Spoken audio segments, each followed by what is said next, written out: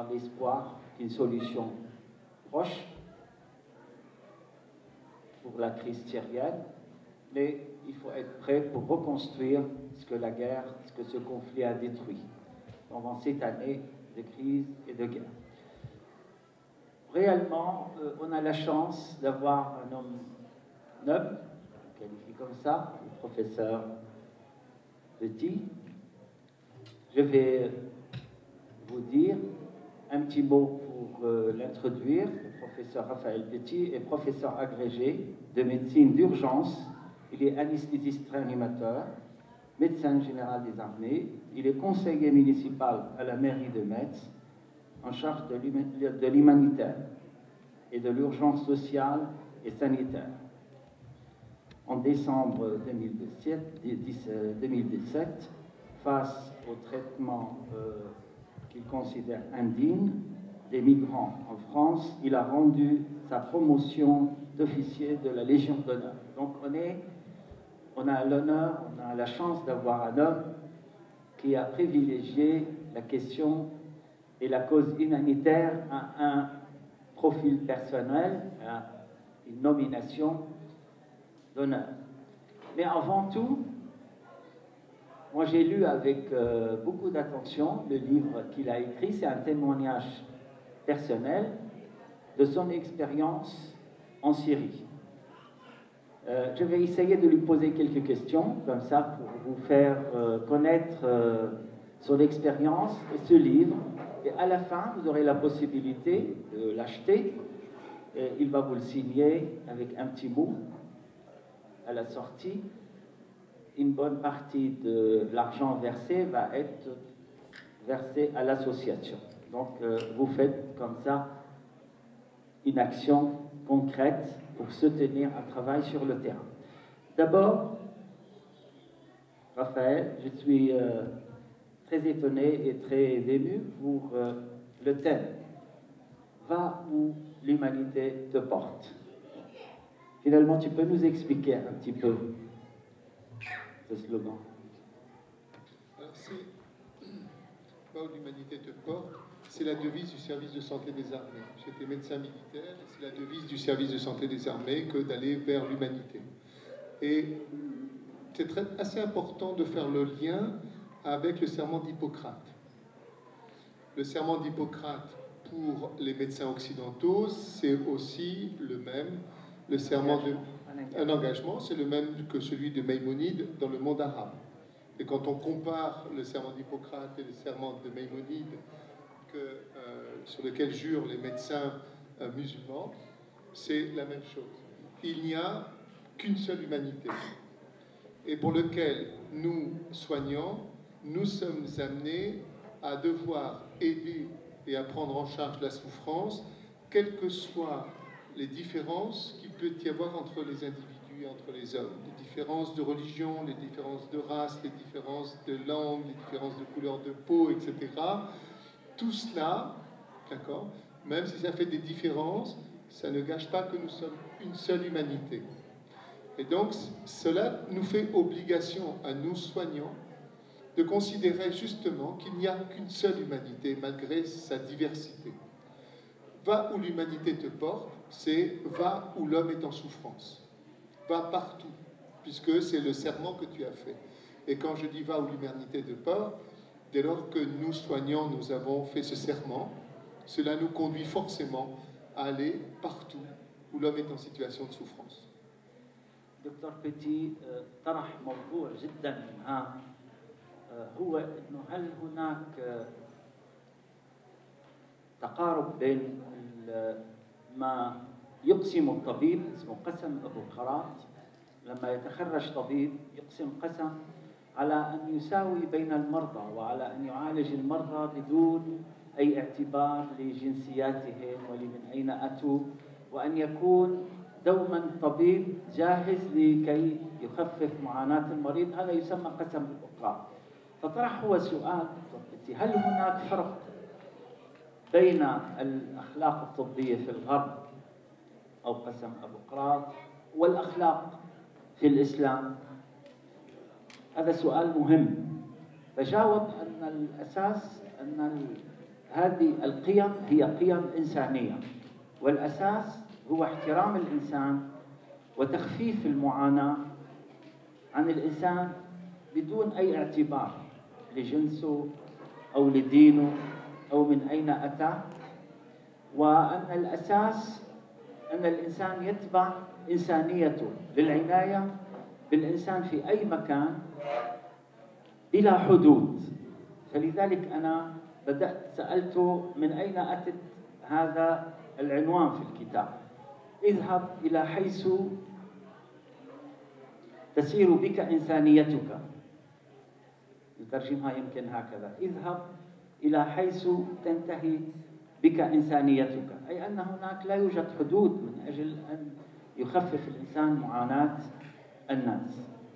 Donc, Raphaël, pour moi, j'aimerais bien avoir plus sur ton expérience personnelle, la motivation.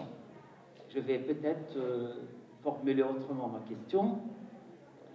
Un Français qui franchit la frontière, j'ai lu avec attention le premier chapitre, c'est un danger. Il va quitter un monde de sécurité, un monde des règles, un monde où il est valorisé en tant qu'être humain, vers un monde de jungle, vers un monde où il n'y a pratiquement plus de protection.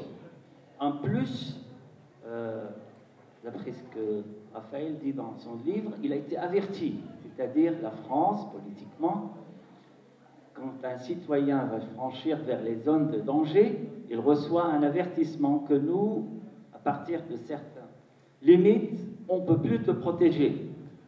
La France peut intervenir quand il s'agit d'un État face à un État. C'est arrivé.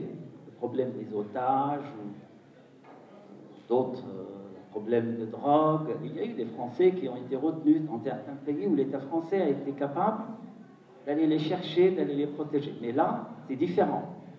C'est que la crise syrienne est tellement compliquée et qu'il y a des groupes qui vont chercher les médecins pour l'argent, d'autres pour... on a vu des exercices qui sont loin de l'humanité, d'agresser un soignant ou un médecin pour passer un message. Ou des fois, c'est la querellité entre groupes. Et on voit des fois des otages qui sont pris pour être vendus à d'autres otages. Donc, moi, je suis curieux de comprendre comment cette expérience, sur le plan individuel, quitter sa famille, quitter son travail vers une aventure où on ne sait pas exactement ce qui va se passer et quelles sont cette ressource, je dirais, psychique pour nous soutenir pour faire une telle aventure. C'est très juste de poser les choses comme ça, c'est-à-dire c'est ce que je disais peut-être tout à l'heure en aparté en tous les cas, qu'une vie se construit et qu'à un moment donné, des choix se font, des décisions se prennent. Elles ne se prennent pas sur un coup de tête comme ça, sans que profondément, au fond, il y a un vécu avant qui nous conduit à. Et c'est pour moi tout l'intérêt du livre. Je n'avais pas vocation à écrire le livre. Au mois de novembre-décembre 2016, les éditeurs, un certain nombre d'éditeurs se sont tous donné le mot en même temps. Et j'ai reçu plusieurs coups de téléphone des éditions Bayard, Fayard, Flammarion, Équateur et Talendier, en me demandant, nous aimerions que vous puissiez écrire et nous sommes prêts à vous publier si vous racontez votre histoire en Syrie. Vous avez fait 21 voyages en Syrie, racontez-nous, et nous sommes prêts. Et j'ai à tous répondu non, en disant non, j'ai pas vocation à écrire, je suis dans l'action, j'ai pas vocation, j'ai pas le temps, je sais pas faire, etc., etc. Et ils n'ont pas réagi, je veux dire qu'ils ont accepté ma décision de ne pas le faire, sauf les éditions Taillandier. Et elle a beaucoup insisté, elle revenait régulièrement, et à la fin, j'ai fini par ne plus lui répondre. Et par Messenger, au mois de janvier 2017, oui c'est ça, mois de janvier 2017, elle m'écrit par Messenger puisque je ne répondais plus. Mais que faut-il donc que je fasse pour que vous me répondiez? 3 points de suspension, sniff. Elle écrit ça. Et donc là, je l'ai appelé. Et je lui ai expliqué encore une fois que je ne voulais pas, que je ne voyais pas ce que ça allait apporter, que c'était purement anecdotique et que je ne voyais pas. Donc elle m'a convaincu sur le fait que ce livre pouvait éventuellement être un témoignage à la fois sur la situation syrienne, c'était pas un livre sur moi, mais c'était un livre de témoignage sur la situation médicale en Syrie. Et qu'il fallait plutôt le voir comme ça. Et en même temps, un livre en même temps qui était témoignage et en même temps qui pouvait aussi sensibiliser. Voilà. Donc, je n'avais pas vu ça, et donc j'ai accepté cette idée, et nous sommes partis là-dessus. Ce qui m'a obligé en même temps à réfléchir à mon engagement en Syrie. Je l'avais fait, mais je n'avais pas réfléchi sur l'engagement. C'était spontanément les choses. Et ce retour en arrière, au fond, m'a permis de me rendre compte que tout m'avait conduit à aller en Syrie. Tout était fait, enfin dans ma vie. Je suis né en Algérie, j'ai vécu dans le monde arabe pendant 19 ans. J'ai été en même temps pendant la guerre d'Algérie. J'ai vécu les bombardements enfant. J'ai été dans les caves enfant. J'ai été réfugié en France. On est parti avec une valise, ma mère, mes sœurs, etc., sur un bateau. On s'est retrouvés à Paris à vivre 4. La famille était complètement explosée. On était 4. Ma sœur, son mari, ma sœur et moi. Nous étions 4 dans une chambre à Paris pendant des mois. 2 dormaient sur le sommier, 2 dormaient sur le matelas qui était mis par terre. Et ma sœur cuisinait sur un camping-case. Et donc, j'ai vécu ça comme réfugié. Donc, quelque part, je suis sensibilisé au problème des migrants, de ceux qui fuient la guerre, etc. Quelque part, les choses m'amenaient. Je suis retourné après en Algérie. J'ai été médecin militaire en même temps. Et j'ai voyagé comme médecin militaire. J'ai fait des situations de guerre. J'ai fait la première guerre du Golfe, j'ai fait la Yougoslavie, j'ai fait le Tchad, etc. J'étais médecin réanimateur. Et globalement, tout cela, en fin de compte, et puis des rencontres exceptionnelles qui m'ont bouleversé sur le plan de ma foi. En particulier, durant la guerre du Golfe. Durant la première guerre du Golfe, nous sommes restés 6 mois dans le désert. 6 mois dans le désert. Et quand on est dans le désert, c'est vraiment le désert qui vous renvoie à vous-même. Vous êtes sous une tente, vous n'avez devant vous que le désert, à l'infini. Vous vivez dans une situation de promiscuité avec des gens pour lesquels que vous n'avez pas choisi, et toute la difficulté de vivre avec des gens que vous n'avez pas choisis, sous une tente, en subissant les aléas, la chaleur, le vent, les mouches, etc. C'est extrêmement difficile. Au même temps, vous ne vous souciez pas de savoir comment vous allez vous habiller, vous êtes en tenue de combat et vous couchez, etc. Vous n'avez pas d'aspiration à aller vous acheter en ville, quoi que ce soit. Ça vous ramène à l'essentiel. 6 mois dans le désert vous ramène à l'essentiel. Et ça vous ramène à vous-même. Et durant cette période a été une période de crise pour moi. De crise véritablement. C'est-à-dire de prendre conscience que j'allais mourir dans le désert. Pourquoi j'allais mourir? Pour le pétrole américain, certainement. Et donc j'ai très mal vécu cette période dans le désert. Très très mal vécu, avec une véritable rage en disant « Mais mon Dieu, pourquoi tu me mets là? Mes enfants sont encore petits, je vais mourir, pourquoi? Pourquoi mourir pour ça?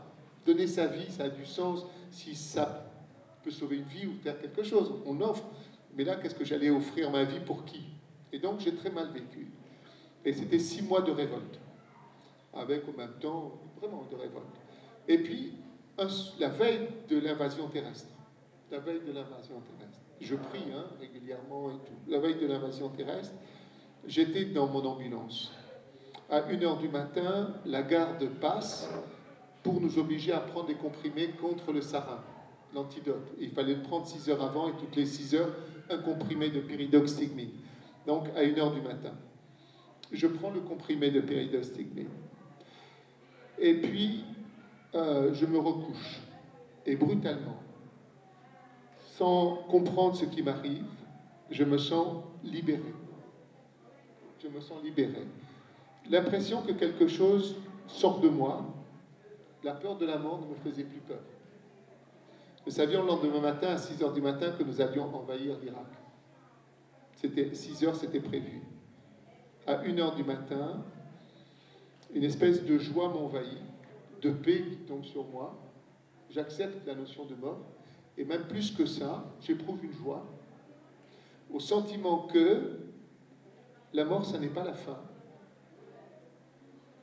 La mort, ça n'est pas la fin du tout. Et le fait de percevoir que la mort n'est pas la fin offre une liberté qui ne m'a jamais plus quitté. Jamais plus quitté. Et je suis rentré le lendemain matin en Irak en mettant à fond la musique d'Enya là-dedans, et nous sommes partis. Et les tirs étaient au-dessus, etc. Et ce sentiment-là, ce sentiment que la mort, ça n'est rien, que la vie est une continuité, ne m'a jamais quitté profondément dans ma foi. Jamais. Alors, la Syrie, tout m'avait conduit là, et quand j'ai dit « va où l'humanité te porte », et que j'entends un matin dans ma voiture qu'en Syrie, les médecins sont assassinés parce qu'ils soignent, que les hôpitaux sont détruits parce qu'ils soignent, alors ça n'est pas sans me toucher. D'accord ? Et donc je suis allé, j'ai pris contact avec l'USSR et je suis allé en Syrie en 2012. Et au troisième jour, à 2 h du matin, je me suis couché. À 4 h du matin, le muezzin chante et appelle à la prière. Ça me réveille. Je me retourne et je ne sais pas ce qui s'est passé. Je suis sorti de mon lit, je me suis jeté par terre, recroquevillé sur moi-même, et tout l'hôpital a explosé. Nous avions été bombardés. Si j'avais été resté couché, la grande ville qui était au-dessus de ma tête serait tombée sur moi. J'étais sauf. Je suis parti à l'hôpital. Nous avions beaucoup de blessés. L'hôpital avait été soufflé. Nous avons soigné nos blessés. Et vers midi, c'était 4 h du matin jusqu'à midi, on a soigné, évacué tous les blessés. Je me suis retrouvé à 4 h du matin, à midi, avec mes 3 autres collègues syriens. Et moi, j'ai pris la décision de partir à Al-Bab. Eux sortaient, et moi, je suis parti à Al-Bab. Je suis allé dans un autre hôpital à Al-Bab. J'ai quitté Al-Bab le 6 octobre dans un hôpital clandestin parce que l'hôpital de la ville était déjà détruit. J'ai travaillé dans un hôpital clandestin. Je suis parti le 6 octobre. Le 17 octobre, l'hôpital clandestin était détruit aussi avec une partie du personnel que j'avais connu au même temps. Et donc, en Syrie, les hôpitaux sont détruits depuis 2012. Depuis 2012. Les médecins sont tués parce qu'ils soignent depuis 2012. Ce sont des crimes de guerre, ce sont des crimes contre l'humanité qui sont perpétrés continuellement depuis 2012. Et donc, quand vous avez vécu ça avec vos collègues syriens, vous n'avez plus envie de les quitter. Et donc, ça fait que depuis 2012, je suis rentré 21 fois clandestinement en Syrie.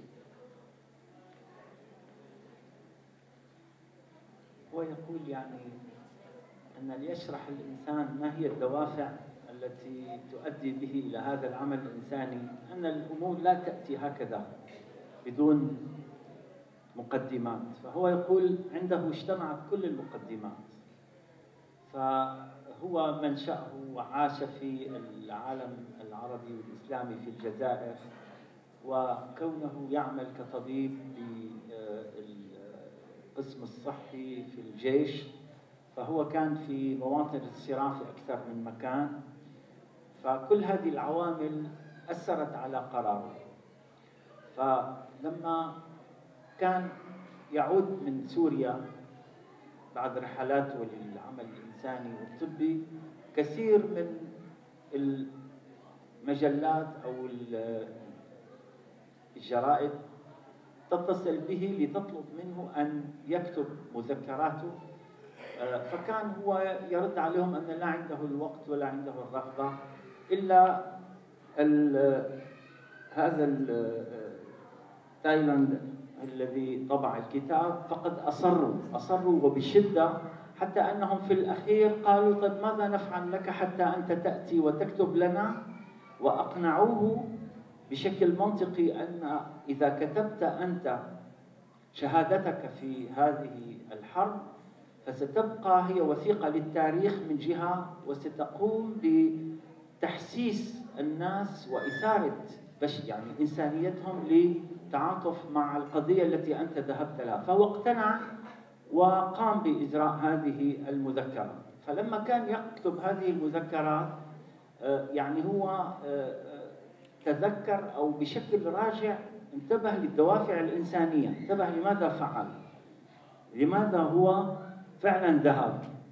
فبشكل راجع يعني تذكر لما كان هو مع القوات التي هاجمت العراق في فترة غزو العراق، لما غزا الكويت وهاجمت قوات الحلفاء لتحرير الكويت، فاضطر أن يأخذ دواء من أجل يخفف الغاز الكيميائي السارين.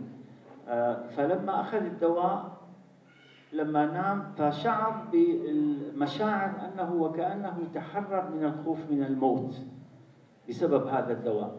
المهم لما ثاني يوم ذهبوا مع القوات لدخول العراق أحس بقوة عجيبة أنه لم يعد يخشى من الموت، وأحس أن الحياة هي امتداد بين الحياة الحالية وما يأتي في ما بعد الموت. ثم ذكر الدكتور يعني شهادته لما عاد ودخوله لسوريا، كذلك أنه كان في الأوتيل في أحد المشافي، فلما أذن المؤذن اضطر أن يعني يختبئ من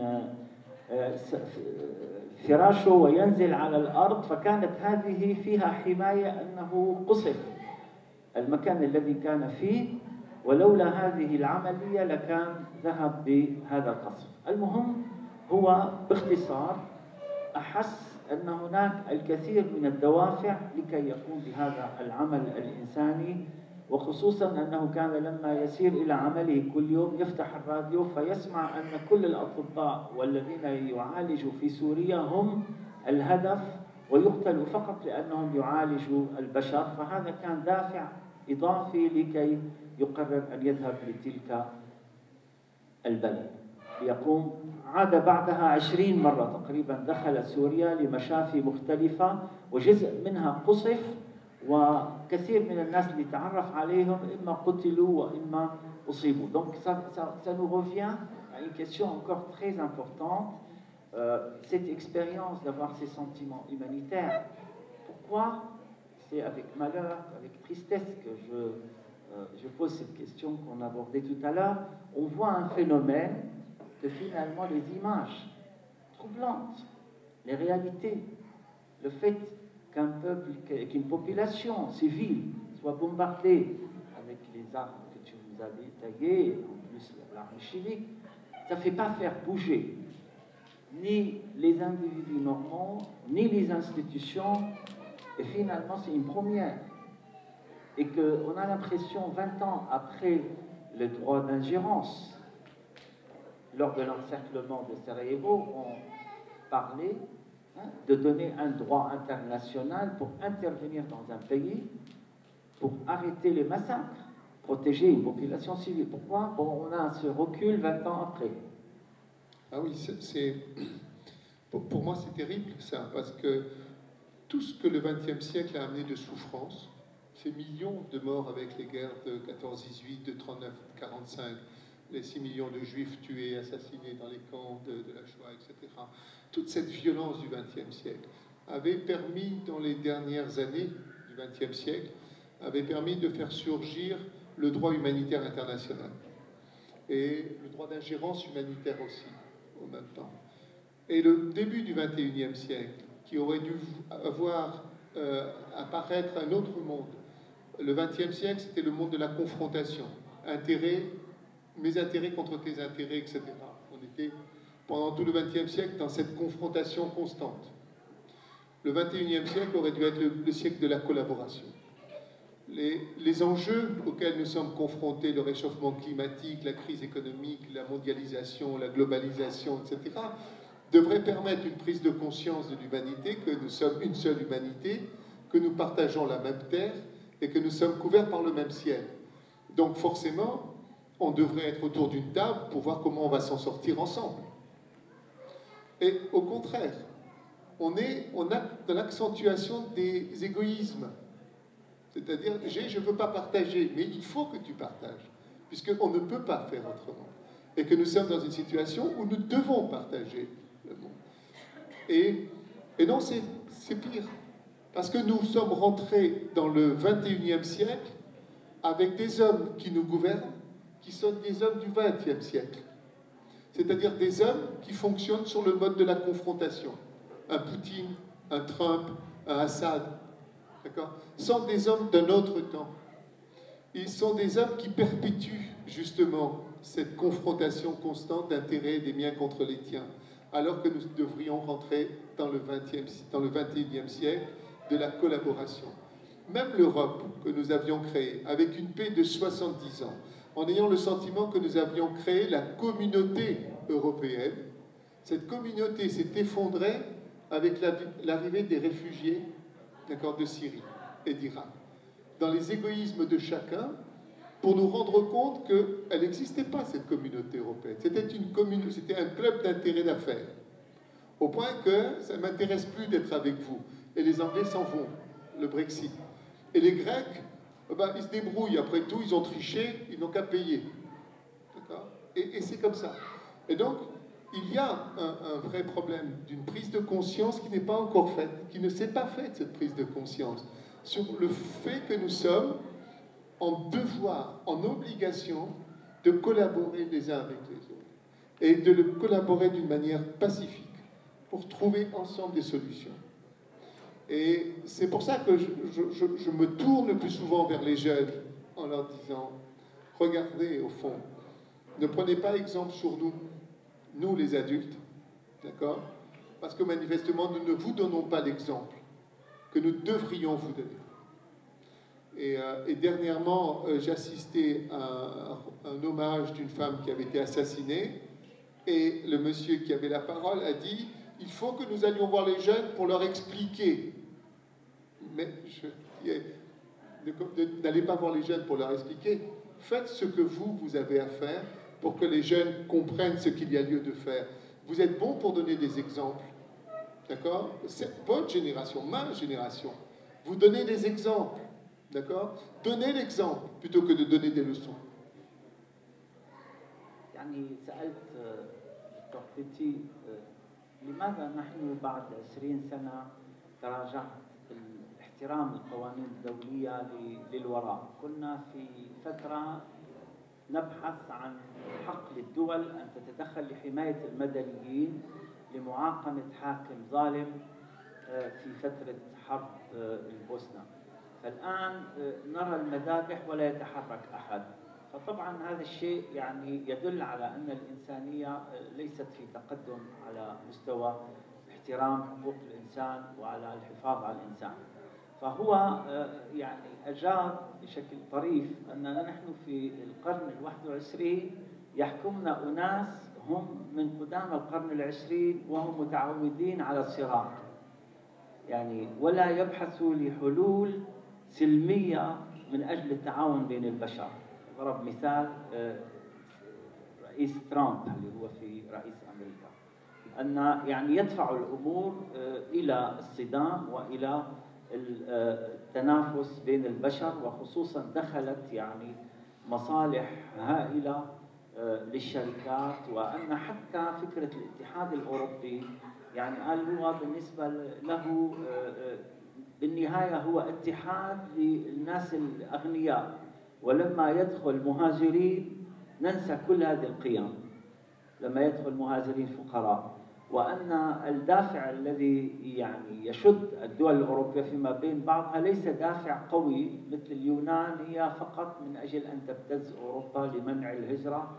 وكذلك أمثلة أخرى إنجلترا لما رأت أن وضعها الاقتصادي يعني يتهدد فخرجت من هذا الكلوب ومن هذا الاتحاد الأوروبي. المهم يعني للأسف أن هناك واضح ضعف باحترام القيم الإنسانية، فهذا مما يفسر أن يعني الحركة أو التجاوب مع ما يحصل في سوريا هو تجاوب ضعيف.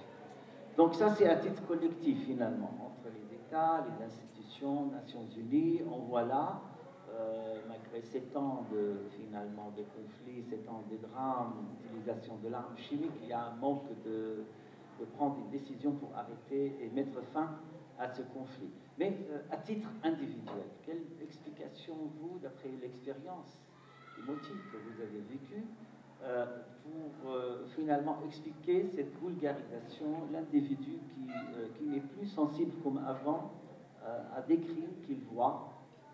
Là, on a la télé, on a Internet, tout est en live, finalement.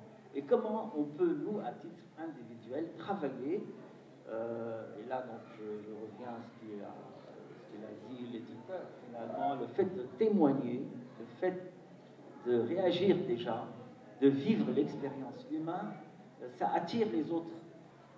Il faut se donner le modèle. Il faut toujours agir, comme ça les autres vont nous suivre.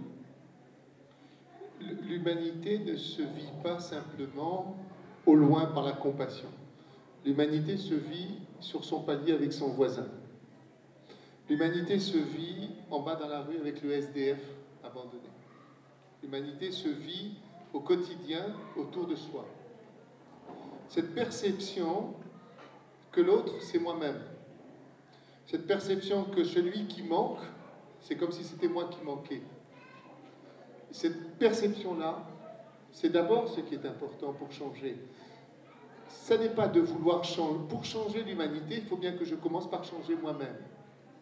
Que je sorte de moi-même tout ce qui crée les préjugés, les blocages que je peux avoir. Tiens, il est noir, tiens, il est ceci, tiens, c'est un robe, c'est un voleur. Tous les préjugés que je me fais. Cette espèce de monde dans lequel je m'entoure, cette bulle dans laquelle je vis, et je ne laisse rentrer dans ma bulle, d'accord, que ceux qui me ressemblent. Et chacun vit dans une espèce de bulle, et il ne laisse rentrer dans sa bulle que ceux qui lui ressemblent. Et on rejette tous ceux qui ne nous ressemblent pas, parce que celui qui ne me ressemble pas, quelque part, il me gêne, il me perturbe, il m'empêche d'être ce que je veux. Il faut véritablement commencer par soi-même, par extirper de nous tout ce qu'il peut y avoir de mal en nous-mêmes. Ça ne peut pas être autrement. Et à ce moment-là, je peux être ouvert vers l'autre, parce que je veux aussi bien le bien que je veux pour moi, je le veux pour l'autre. Et ça m'oblige à une fraternité. Et pour nous, chrétiens, en tous les cas, et c'est une parole assez forte, mais on retrouve sur une autre forme dans le Coran, qui sauve un homme, sauve l'humanité. Cette phrase que l'on retrouve dans le Coran. Et au fond, tu aimes Dieu, d'accord, et te donne 2 commandements. Aime Dieu de toute ta force, de toute ta foi, etc. Et aime ton frère comme toi-même.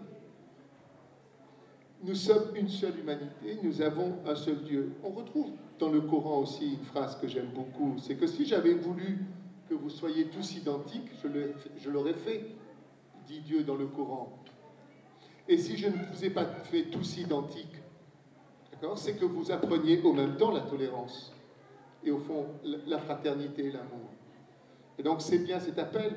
Or, beaucoup d'entre nous vivent leur religion comme une identité et ne vivent pas leur religion comme une foi qui soit de nature à les transformer. Ils donnent de l'importance au rite. Ah, je fais le ramadan, je suis respectueux, je fais mes 5 prières, mais je passe devant l'autre, d'accord, sans le regarder parce que celui-ci, je ne le supporte pas.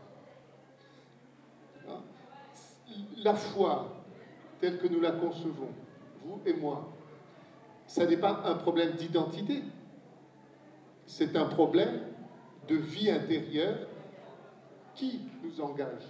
Et c'est un engagement. La foi, c'est un engagement. Et ça n'est pas une identité. Je ne défends pas les chrétiens. Je n'ai pas à défendre les chrétiens en tant que chrétien. Je défends la foi qui me porte à soulager ceux qui souffrent. Qui souffrent? Les chrétiens et en Syrie, les musulmans aussi. Et je n'ai pas de différence à faire de l'un à l'autre, parce que mon identité n'est pas une identité chrétienne. Ma foi est chrétienne, mon engagement est chrétien. Et la foi que j'ai me pousse à l'engagement. seul ça compte. C'est pour ça qu'en Syrie, je peux me retrouver en Syrie avec mes collègues syriens, musulmans, et le matin, on prie ensemble à 4 heures du matin, puisque de toute façon, ils m'obligent à me réveiller. Alors, puisque je suis réveillé et que prient de leur côté, moi je prie de mon côté, mais nous prions la même chose. يعني أنا تعجز كلماتي حقيقة على ترجمة هذا الكلام العظيم، على كلام من القلب يعني، ولكن ألخص يعني هو يقول أهم شيء بالنسبة للإنسان هو أن يكون يعني يبحث عن السلام مع نفسه. أنا سؤالي بالنسبة للدكتور بيتي سألته لماذا نحن الآن خفت عندنا هذه الدوافع الإنسانية، أن سيطرت على الإنسان الرغبة والدوافع المادية وضعفت عنده هذه الدوافع الإنسانية. فجوابه كان جواب حقيقة عظيم. هو قال يعني المشكلة الحالية أن الدين الإنسان يأخذه كنوع فقط من الانتماء وشخصية، ولا ينتبه للناحية الإنسانية في الدين، لا ينتبه للأصل أن الدين يبدأ بالأشياء البسيطة، كيف الإنسان يتعامل مع جاره، كيف الإنسان يتعامل مع الإنسان الآخر. وأن يعني هو وجد حتى في القرآن كثير من الآيات العظيمة التي تدعو إلى حماية النفس الإنسانية، وكذلك أشار لآية في القرآن تقول وأراد ربك يعني خلق الناس متساوين ولكن أرادهم مختلفين. فالله هو الذي أراد أن يكون البشر مختلفين حتى يتقاربوا فيما بينهم. وهو قال يعني شيء جميل جدا، يعني حينما كنت أنا أعمل مع الزملاء السوريين كانوا يوقظوني على الساعة 4 في الصباح، فهم يصلوا بطريقتهم وأنا أصلي في طريقتي. المهم كلنا كنا بنفس هذا الدافع الإنساني، والإنسان يجب قبل أن يعني يعقد الأمور أن يكون صادق مع نفسه وأن يعرف أين هو يضع قدميه بالنسبة لعقيدته وإيمانه، وأنه هو ما كان يسبب له مشكلة أنه مشى إلى سوريا ليعالج مسلمين مع أنه هو ليس مسلم، وإنما كان يعتبر أنه هو يسير حيث تأمره دافع الإيمان والإنسان، وأنه هو منسجم مع نفسه، أنه يسير من أجل العناية بنفس بشرية. J'étais très ému, moi, j'arrive plus à... Voilà, c'était très fort pour moi, le dernier chapitre, mais bon, on va quand même continuer. Moi, j'ai eu l'idée, si vous avez, vous, des questions, si vous avez, vous, des questions à tout ce qu'on a écouté, parce que finalement, il y a eu beaucoup de richesse qui a été dit, que vous pouvez même retrouver en lisant donc, ce témoignage individuel. Et finalement, on a besoin, à un moment ou à un autre, hein, de s'interroger. Est-ce qu'on est sur la bonne voie? Est-ce que nous, face à l'autrui, est-ce que finalement, on est humain ou pas? C'est une question qu'on doit se poser. Et quand on est soignant, c'est encore plus. Finalement, on a juré de finalement mettre notre savoir-faire au service des humains. Donc, est-ce qu'on respecte notre engagement? Voilà. Donc, moi, je vous renvoie le micro. Hein, vous n'êtes pas obligé de... Et je vais traduire si quelqu'un pose des questions en français, donc ça ne pose pas de problème. C'est un micro-baladeur. Voilà. Donc, vous avez le micro si vous avez une question à poser. Je pense que c'est intéressant d'avoir votre point de vue sur ce que vous avez écouté. Il y a donc une question là-bas.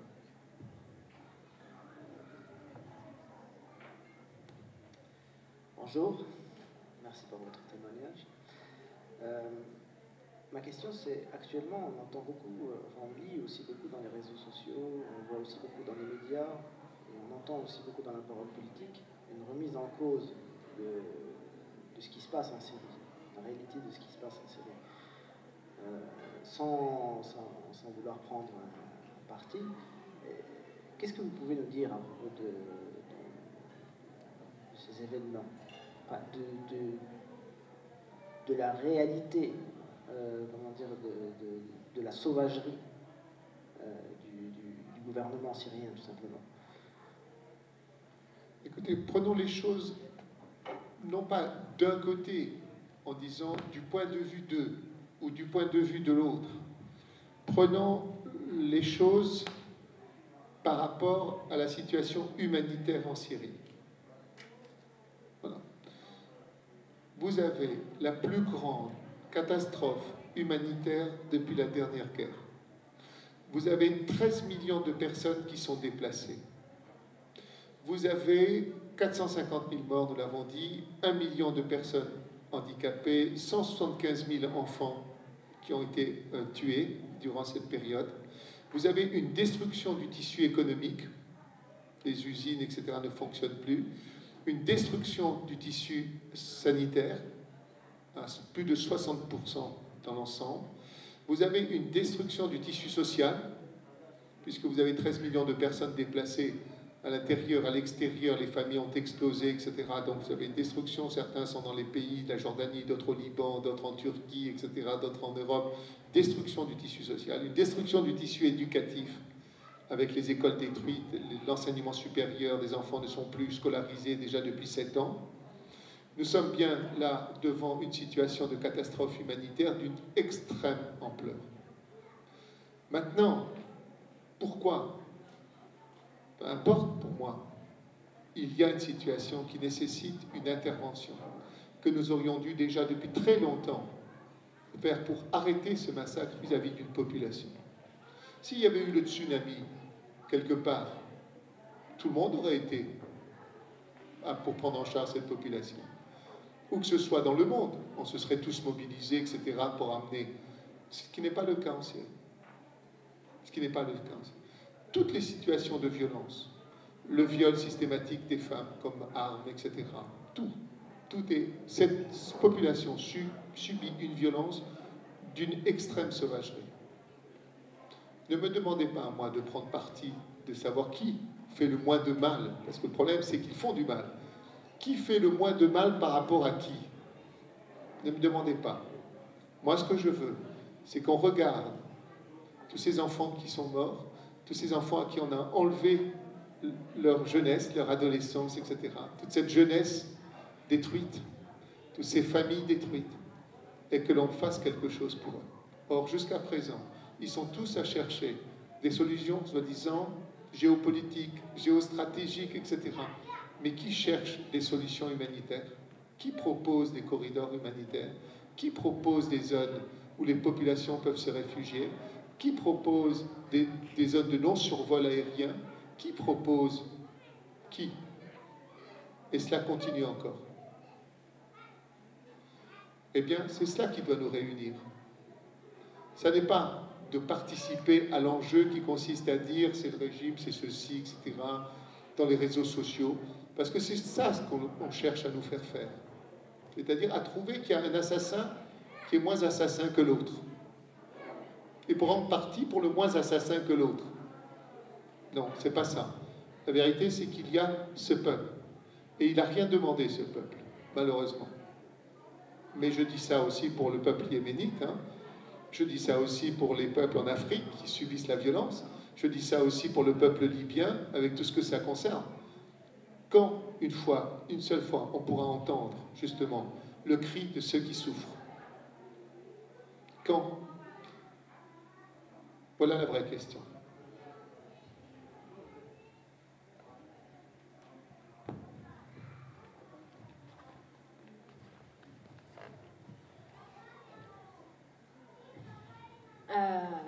Est-ce que vous ne pensez pas qu'on a quand même notre propre responsabilité, nous, en étant spectateurs de tout ça, quand même? Nous sommes toujours responsables. Nous pouvons nous considérer comme responsables, mais c'est vrai que la question qui revient pour beaucoup qui ont de la compassion ou de la charité, c'est de dire, mais qu'est-ce que moi je peux faire? Et c'est vrai, je peux comprendre mon voisin, vous par exemple, madame, mais qu'est-ce que je peux faire moi? Comment je peux influer sur les éléments pour faire? Comment je peux agir pour faire? Bien évidemment, vous qui êtes ici, vous vous êtes déjà déplacé, madame. Parce que déjà, vous êtes en situation de compassion. Autrement, vous ne serez pas là. Regardez le nombre de places vides. Regardez le nombre de chaises qui pourraient être pleines, là-bas, derrière, etc. Où sont-ils? Il fait beau, c'est dimanche. Où sont-ils? C'est ce que nous disions tout à l'heure. C'est vraiment de ce fait que l'humanitaire, ce n'est pas simplement le fait d'être en compassion avec quelqu'un qui est à 1000 ou 2000 ou 3000 kilomètres. L'humanitaire commence ici, déjà. Combien avons-nous de migrants qui arrivent? Combien avons-nous de SDF qui sont dans les rues et que l'on n'ose pas donner? Combien y a-t-il de gens pour lesquels ils sont en situation de pauvreté, de précarité? Dans notre pays, la précarité augmente de plus en plus. 1200 €, c'est le seuil de pauvreté en France. 1200 €. Il y a combien de personnes qui vivent avec moins de 1200 €? Combien il y a de personnes? Personne ne peut vivre en France avec moins de 1200 €. Et pourtant, il y en a beaucoup qui vivent avec moins de 1200 €. Beaucoup de retraités qui vivent avec moins. Il y a une dame qui m'a écrit, j'ai 88 ans, je gagne 309 € par mois. 88 ans. Et elle me dit, ce que vous faites, d'accord, c'est magnifique. Et cette femme de 88 ans m'écrit ça à moi, en me disant, et pour finir mes mois, elle me dit, je garde des animaux de ceux qui partent en vacances. Voilà, chez moi, je fais ça. Et nous avons en France des gens qui vivent avec 309 € par mois.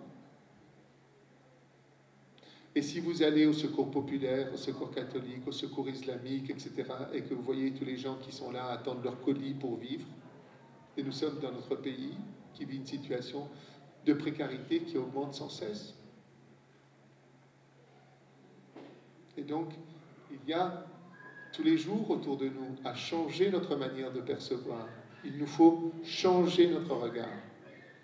Et si nous ne faisons pas cet effort d'abord sur nous-mêmes, à extirper en nous tout le mal qu'il peut y avoir, comment voulez-vous que ce monde change? C'est puisque à chaque fois on afflue quelqu'un de quelque chose qui fait que vous n'avez pas envie de le rencontrer. Lui, il parle l'italien, lui c'est un Polonais, lui c'est ceci, etc. Il y a un article que j'ai horreur, 2 articles. C'est les, parce que vous globalisez avec les. Vous dites les juifs, les arabes, les. D'accord? Qui c'est les? Et deuxièmement, on. On a dit, on, les réseaux sociaux, on. C'est qui on? C'est qui on? C'est qui les? Mais c'est facile, parce que vous globalisez comme ça, et après l'autre reprend. On l'a dit. Quelqu'un? Ouais. Donne-moi le nom de la personne. Dis-moi qui. À Paris, hier, une amie me dit, je suis dans le métro, les Parisiens, ils ne savent pas ce qu'ils veulent. Maintenant qu'il fait beau et qu'il fait chaud, d'accord, ils ne sont pas contents. Je dis, les Parisiens? Ou les 2 personnes que tu as entendues se plaignent de la chaleur? Et ces 2 personnes faisaient les Parisiens. Ben, c'est comme ça, tout le temps. On globalise et on porte un jugement dessus en globalisant. Commençons par nous corriger nous-mêmes dans notre façon de voir.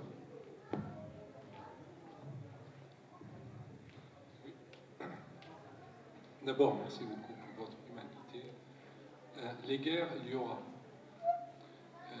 Il y a beaucoup de médecins qui ont peut-être moins de motivation que vous et qui aimeraient bien aller dans des zones où il y a besoin de soins. Comment alors peut-on, en pratique, demander à la société internationale de mettre des règles de protection pour les médecins qui souhaitent intervenir dans les zones de guerre, les zones de conflit, pour que votre expérience ne soit pas des expériences individuelles et que d'autres puissent aller de façon beaucoup plus sûre faire soigner les gens qui en ont besoin. C'est vraiment, c'est vraiment quelque chose d'extrêmement difficile. Je vous suis parfaitement. Quand je suis rentré en 2012, j'ai écrit des lettres ouvertes pour expliquer justement que les médecins, les soignants étaient tués en Syrie parce qu'ils soignaient. J'ai écrit dans le quotidien du médecin, vous pourrez trouver l'article en novembre 2012. J'ai écrit dans la revue des infirmières, pour leur dire, mais regardez ce qui se passe, on tue les soignants. Je suis allé au Conseil national de l'ordre des médecins. Le Conseil national de l'ordre des médecins défend l'éthique. Or, c'est bien l'éthique qui est atteinte en Syrie, puisqu'on tue les médecins parce qu'ils soignent. Donc, nous sommes atteints pour notre éthique. Aucune réaction. Aucune réaction. Les égoïsmes sont arrivés à un tel point que personne ne réagit. Et demain, d'accord, on voit très bien que la Syrie nous atteint. Ils sont persuadés que c'est loin. La crise migratoire, elle a bien entraîné, la crise migratoire syrienne a bien entraîné une crise migratoire européenne, a bien créé une crise européenne, d'accord, un effondrement de l'Europe, la montée des populistes. On est forcément impacté aujourd'hui par ce qui se passe, et c'est pas fini. Et c'est pas fini. On voit bien que le bouleversement sur le plan de l'équilibre des forces entre Poutine, etc., on voit bien que ça a changé avec la crise syrienne. Nous sommes impactés par ce qui se passe. Tout le monde a l'impression que c'est quelque chose qui est loin. Mais c'est pas vrai. C'est nous, ça nous impacte. Ça nous impacte tout le temps, tous les jours. Alors, on a beau fermer les yeux, fermer les oreilles, fermer la bouche, n'empêche que c'est là. C'est là. Et vous ne pourrez pas dire demain que vous ne saviez pas.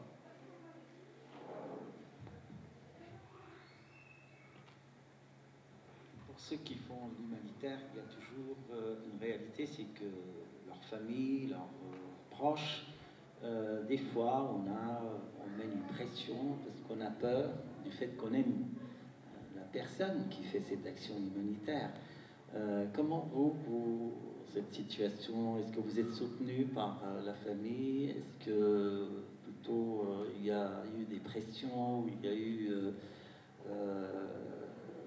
plus ou moins beaucoup de peur sur vous quand vous partez? Oui, bien sûr, bien sûr. Et je sais bien qu'il y a même une certaine souffrance. La peur d'eux, il ne revient pas, qu'est-ce qui peut se passer, etc. Je dois dire, bien sûr, qu'elle existe. On a créé un groupe sur WhatsApp, les Petits Children, avec des enfants, donc je donne des nouvelles, etc. On partage avec eux ce qui peut se passer. De l'autre côté, les enfants, pour moi, sont grands maintenant et mènent leur propre vie. Et donc, je dirais d'une certaine manière, ils sont respectueux en même temps de ce qui est mon propre engagement. Je reste attentif à eux et en même temps, je suis dans l'engagement. Ce que j'aimerais demain, c'est que quelque part mes enfants, à leur tour, puissent s'engager de la même manière. Et que ça soit pour eux tout à fait le sentiment. Et comme j'ai beaucoup voyagé, mes enfants ont appris aussi à ne pas s'enraciner dans un endroit. Nous avons vécu en Afrique, nous avons vécu au Canada, nous avons vécu, etc., à plusieurs endroits. Et ça, je pense que c'est vraiment très important de ne pas s'enraciner quelque part et d'avoir une vision très ouverte sur le monde, qui fait que, et je le dis dans le livre, je n'aime pas le terme de nation. Parce que toutes les guerres sont sorties de la notion de nation. Dès que vous dites « j'ai une nation à défendre », et dans cette nation, il y a une identité que je veux défendre. D'ailleurs, Sarkozy avait mis en place un secrétariat d'État à l'identité française. Donc, cherchez quelle est l'identité française, parce que du même coup, enfermé dans cette nation, je vais défendre une identité. Or, ce qui est magnifique dans notre pays, c'est que nous n'avons pas d'identité française. Ce qui est magnifique dans notre pays, c'est que nous avons la volonté de vivre ensemble. C'est un État-nation. Dans cette nation, il y a des gens de mondes différents, alsaciens, lorrains, corses, bretons, etc. Et d'autres qui sont arrivés, polonais, italiens, maghrébins, syriens maintenant, etc. Et ce qui fonde la nation française, c'est le vivre ensemble. C'est la volonté de créer le vivre ensemble. Il n'y a pas d'identité française. Il y a une langue nécessaire et nous avons décidé de vivre ensemble, de nous défendre ensemble, de partager ensemble, etc. Et donc, il n'y a pas d'identité française. Il y a des identités, mais il n'y a pas d'identité française. Nous partageons une histoire, qui est l'histoire du vivre ensemble. Un couple, quand il se met ensemble et qu'il se marie, n'a pas d'histoire. Et il va créer son histoire. Avant, ils ont leurs histoires personnelles et ils créent leur histoire. Le fait de vivre ensemble a créé une histoire, qui est l'histoire de la nation française, notre culture, etc., avec les rois de France et autres. C'est notre culture. Et c'est ça. Et fondamentalement, nous n'avons pas. Le pire, c'est quand vous avez, et c'est ce qui se passe par exemple en Hongrie, la montée du populisme en Hongrie commence par dire il faut défendre la nation hongroise parce qu'elle est attaquée. Et il faut défendre les chrétiens parce que notre identité est chrétienne. Qui est le méchant? Les musulmans qui viennent nous envahir.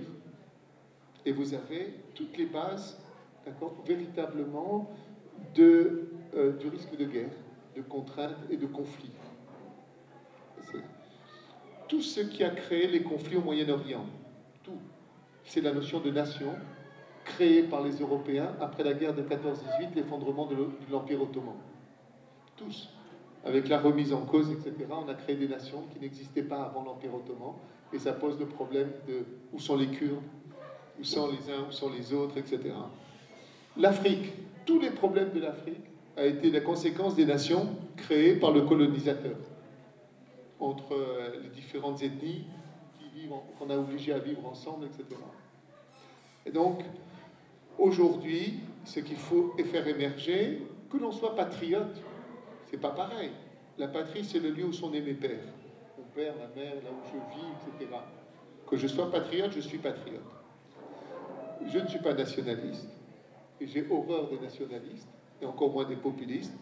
Et ce que je crois aujourd'hui, dans le XXIe siècle, c'est que la terre nous est commune, que nous sommes citoyens de la même terre, et qu'il existe une seule nation, et la seule nation qui existe, c'est la terre, et nous avons tous à la défendre et à la partager.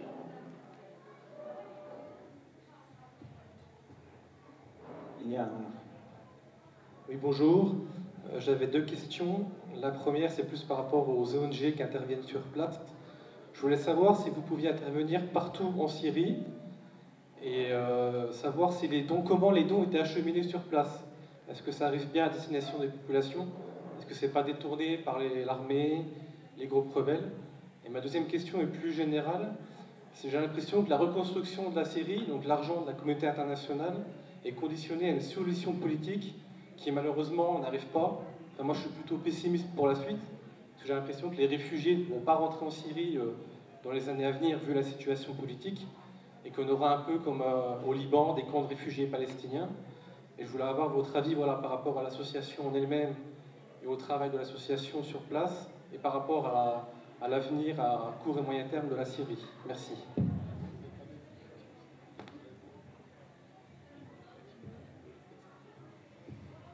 Pour les ONG, elles arrivent à faire du cross-boarding, bien entendu, sous contrôle des autorités, en particulier turques. C'est évident, on passe les frontières, les Turcs laissent depuis le début, sur le plan humanitaire, on ne peut pas critiquer la Turquie de ce qu'elle a pu faire. Et même les blessés les plus graves, on a toujours réussi à les faire sortir, à les faire soigner en Turquie sans qu'ils payent quoi que ce soit. La Turquie, sur le plan humanitaire, s'entend, elle a ses propres intérêts stratégiques par rapport aux Kurdes, le PKK, patati, etc. Sur le plan humanitaire, on ne peut pas reprocher, on n'a jamais eu de problème avec les Turcs, d'une certaine manière, bien qu'ils veulent maintenant contrôler les zones où les ONG interviennent sur le Kurdistan. Alors là, c'est vraiment la chose qui les hérisse le plus. Le Kurdistan, c'est très irritatif pour les Turcs. Mais ça rentre à l'intérieur, on arrive à faire entrer, et les ONG arrivent à travailler dans ces zones-là sans aucun problème. Il y a un souci, et je voudrais mettre en avant, c'est que dans la situation de guerre en Syrie, ce qui marche le mieux, c'est le commerce. Le commerce marche bien, parce que vous ne pouvez pas empêcher les gens de faire du commerce. Et vous avez des produits syriens que vous retrouvez du nord, que vous retrouvez à Damas, d'accord, acheter. Vous retrouvez des produits syriens vendus en Irak, au Kurdistan, et j'en ai vu, et j'ai vu les camions sortir, d'accord, avec des produits, la production, une partie du blé éventuellement, produit en Syrie, alimente le Kurdistan irakien. Le commerce fonctionne bien. Ce qui bloque, c'est l'humanitaire. C'est-à-dire que pour faire rentrer, sortir l'humanitaire, tout le monde à chaque fois bloque, etc. Parce qu'il y a des conditions politiques, parce que cette zone-là, je ne veux pas qu'elle soit, qu'elle puisse là. Mais le commerce. Et au point que j'ai dit aux affaires étrangères, arrêtez de faire des convois humanitaires. Donnez l'argent aux commerçants sur place et demandez-leur ce que vous voulez, ils vous le proposent. Et ils vous le font rentrer d'où vous voulez, y compris de rentrer par l'attaquier, acheté en Europe, produit par l'attaquier, que vous retrouvez éventuellement à Homs, à Hama ou bien à Alep. Le commerçant, lui, a son réseau. L'humanitaire se trouve en permanence bloqué par des considérations politiques des uns contre les autres. Ça, c'est... Je ne sais pas si vous partagez ça, mais c'est une réalité. Il y a toujours dans l'histoire fonctionné. Il y a toujours dans l'histoire fonctionné. On peut jamais faire. Vous ne pouvez pas bloquer le commerce. Et vous pouvez acheter du savon d'Alep en France. Hein. Vous pouvez acheter du savon d'Alep en France. On va peut-être terminer juste une dernière question concernant l'espoir, l'avenir. Je pense que quand on s'engage dans cette voie humanitaire, on a le bon côté des choses, c'est qu'on a ce contact humain avec l'humain. On est en contact avec ce qui est le mieux dans l'être humain. Cette volonté de cohabiter, de vivre ensemble, cette volonté d'apaiser la souffrance du frère ou de voisin. Quel message, à la lumière de ce contact avec ce peuple syrien qui a subi toute cette souffrance, quel message vous, d'optimisme, donnez-vous pour l'avenir? C'est la foi dans l'homme, profondément. Les gestes en Syrie sont magnifiques. La résilience, on recommence. Les hôpitaux bombardés, on y retourne et on reconstruit. On cherche dans les décombres ce qui peut encore servir. On cherche un autre endroit et on recommence. Quand on a été bombardé à Bab el-Awa, on avait dit, bon, qu'est-ce qu'on fait? On s'était mis près à Bab el-Awa pour être près de la frontière turque en pensant que le régime ne viendrait pas bombarder Bab el-Awa parce que ça l'obligerait éventuellement à faire un tour avec ses avions. Et en fin de compte, on avait oublié qu'il y avait des missiles. Et donc, l'avion n'était pas obligé de venir près de la frontière pour bombarder. Et donc, et quand on a dit aux médecins, qu'est-ce qu'on fait? On s'en va? Tous ont dit, non, non, on reste. Et on recommence. Et on a reconstruit. Et on a reconstruit en mieux. Et c'est cette force-là, cette résilience-là, cette capacité de l'homme à recommencer, à reconstruire. Et ce qui est beau en Syrie, c'est qu'il y a des enfants qui naissent. Et le 8 mai 2016, le 8 mars 2016, j'ai fait le premier cours pour les sages-femmes. Elles étaient toutes devant moi, il y avait 32 sages-femmes qui étaient là. Et je me suis rendu compte que ce jour-là, c'était le jour de la femme dans le monde. Je ne m'en étais pas rendu compte. Le 8 mars, c'est la journée de la femme. Et elles étaient là devant moi, toutes là. Et d'un seul coup, j'ai dit, mais regardez, jusqu'à présent, je ne fais que des cours de chirurgie de guerre, sauver des vies. Et là, nous allons faire un cours pour mettre au monde la vie.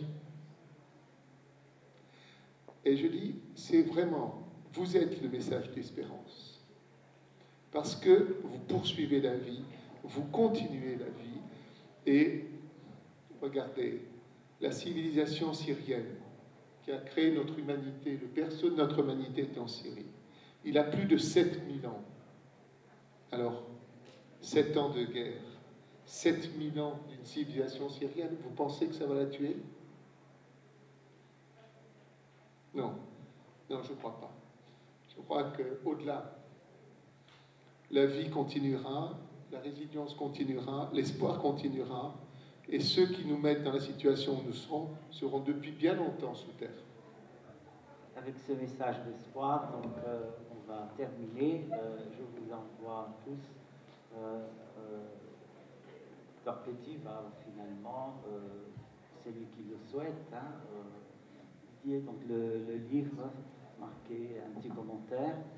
Et puis encore merci de votre patience et peut-être à la prochaine.